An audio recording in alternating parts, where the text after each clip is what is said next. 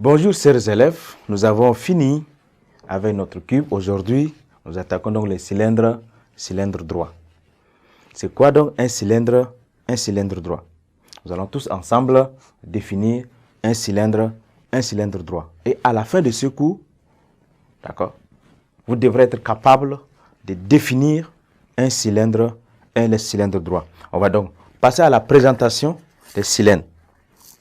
Donc, je vous demande donc de regarder cette boîte. Cette boîte, c'est un cylindre. C'est un cylindre droit. D'accord? Vous voyez, c'est un cylindre droit. Ça a la forme donc d'un cylindre droit. C'est quoi un cylindre droit? Là, si vous remarquez ici, un cylindre droit a donc deux bases. D'accord? Deux bases. Voilà, ça c'est la base.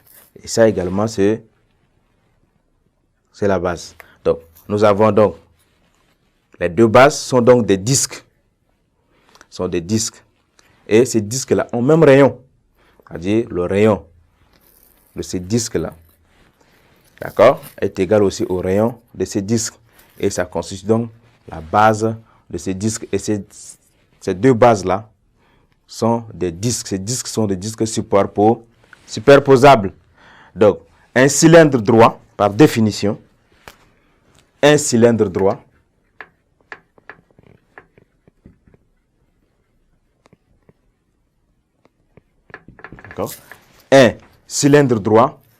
a deux bases. D'accord? A deux bases.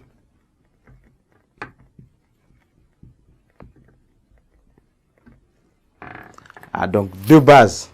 D'accord? Et ces deux bases-là sont des disques. Voilà, sont des disques superposables. Les deux bases sont des disques. D'accord? Un cylindre droit a deux bases. D'accord? Qui sont des disques superposables. Qui sont des disques superposables. Voilà la définition d'un cylindre. D'accord? C'est un cylindre droit à deux bases qui sont donc des disques superposables. Et les bases là ont même rayon. Donc, comme nous avons deux bases, on va également chercher, d'accord, à donner un nom à cette face-là, la partie en blanc. D'accord? Nous avons, ça c'est un disque, ça c'est un disque. Les deux disques sont des disques superposables et ces disques ont même rayon. Et la partie blanche est appelée, d'accord, la face latérale du cylindre. Donc ça veut dire, notre cylindre a donc trois parties. Nous avons donc les deux disques, d'accord, qui constituent donc les bases de notre cylindre droit. Et nous avons également la face latérale. Et cette face latérale-là est donc la face de notre cylindre droit. Donc, nous avons ici trois parties qui constituent donc un cylindre droit.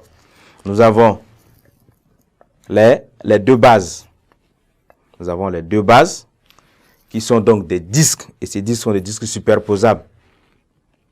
Et ces disques-là ont même rayon. Le rayon de ces disques est égal également au rayon de ces disques. Nous avons la partie en blanc. D'accord? Cette partie-là est appelée la face latérale du cylindre. Voilà, chers élèves, comment est défini donc un cylindre droit. Donc, à partir d'aujourd'hui, vous pouvez déjà définir un cylindre droit et citer les différentes parties d'un cylindre droit. Merci, chers élèves. Au revoir et à la séquence prochaine.